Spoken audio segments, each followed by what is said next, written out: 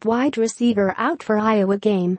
MADISON, sophomore Quintez Cephus, Wisconsin's most productive wide receiver this season, will be sidelined indefinitely.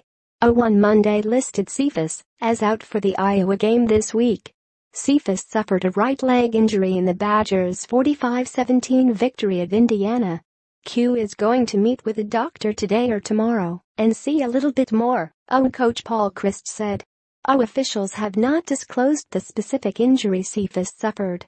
However, if it involves his fibula, the smaller of the two bones between the knee and ankle, Cephus could return for a bowl game.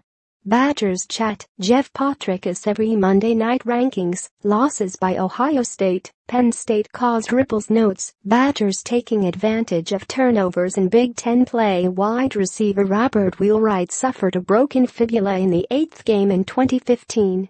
Wheelwright was sidelined for the final 5 weeks of the regular season, 4 games and a bye week, but returned to practice in time to play in the Holiday Bowl on December 30th.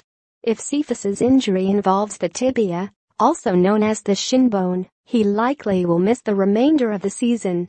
He has been playing tremendous this year, senior tight end Troy Fumagalli said after practice Monday. Prayers to him. Great guy. We're all saddened. But in his honor, I think the right thing to do is to play well. We previously lost 4 key players to season-ending injuries. Linebackers Jack Sitchie, knee, and Zach Bond, foot, and tailback Taiwan Deal, ankle, suffered injuries in camp. Safety Patrick Johnson, shoulder, played 4 games before undergoing season-ending surgery. Linebacker Chris Orr, left leg, is also out this week, though Chryst sounded optimistic his absence will not be long-term. With Orr out, junior Arrington Farrar likely will get more playing time and perhaps walk on Mike Mascalunas. I think Arrington is ready, linebacker TJ Edwards said. Such a big thing at linebacker is getting those live game reps. You're going to have those rough patches your first couple of times. He is playing hard, and those reps will only help him. Mascalunas has been the 5th inside linebacker, but probably will get more work this week in practice with the number 2 unit. Whether he plays much Saturday is to be determined. He got in the game late at Indiana and was credited with 2 tackles. He is a guy who is working hard, Edwards said. I was excited to see him out there last week getting as many reps as he could. Cephus caught 2 passes for 24 yards and a touchdown before suffering the injury Saturday. He is tied for the team lead with Fumagalli in catches, 30, leads the team in receiving yards, 501, and touchdown catches, 6. Cephus was blocking on a running play when right guard Bo Benzschawel accidentally rolled into the back of his legs with 11 minutes 1 second left in the quarter. I think so far, whenever we've had an injury, guys have done a great job stepping up and making plays, Fumagalli said. We're going to keep continuing that and trying to do the best we can.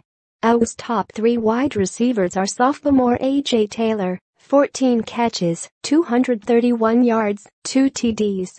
Freshman Danny Davis, 8-171, and redshirt freshman Kendrick Pryor, 6-80. Senior wide receiver Jazz Peavy, who has been slowed by a right foot injury and is also away from the team for personal reasons, remains out. As a receiver core, we're just trying to make plays, provide a spark, Taylor said, whether we have to block or whether we have to catch. Pryor had a critical 14-yard catch to the Indiana 32 to convert a 3rd and 2 situation in the 3rd quarter.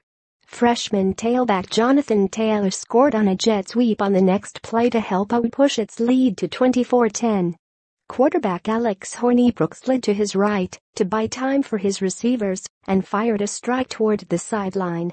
Pryor went high and snared the ball with both hands and then got 1 foot down before tumbling out of bounds. That was really tough, Hornibrook said of Pryor's catch. It was high and towards out of bounds. I knew he could make those plays.